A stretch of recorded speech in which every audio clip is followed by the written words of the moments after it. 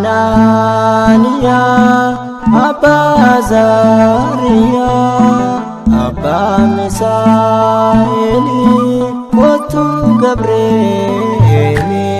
Abba Ananiya, Abba Azariya, Abba Misaeli, Kotu Gabrieli.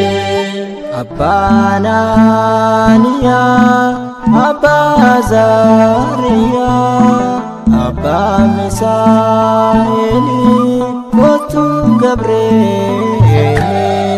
Abba Ananiya, Abba Azariya, Abba Misaeli, Kotu Gabrieli.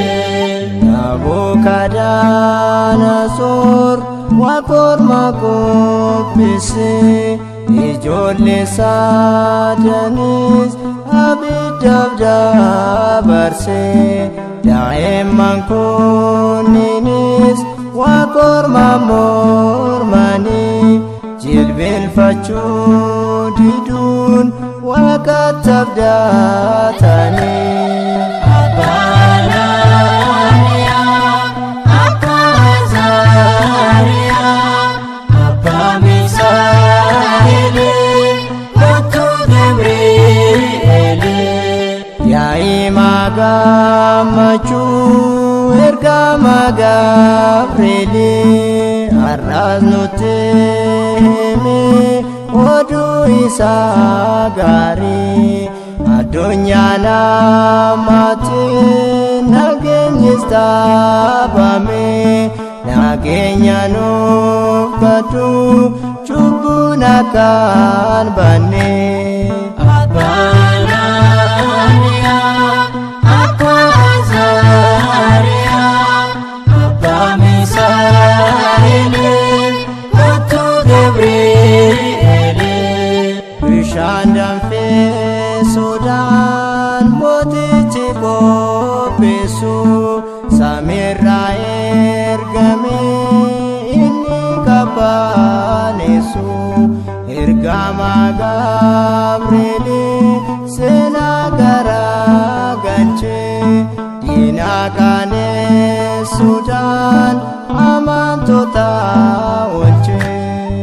Abba Ananiya, Abba Azariya, Abba Misaeli, Kotu Gabrieli.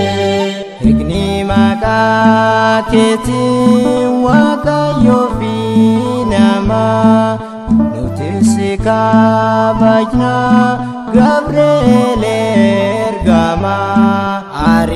Ariifannaan dhuftee nuunis nu gargaarta, gidiraaf dhiibburraa ilmaan kee oolfatta. Abba Ananiya, Abba Azariya, Abba Misaeli, Kotu Gabrieli. Abba Ananiya, Abba Azariya, Abba Misaeli, Kotu Gabrieli.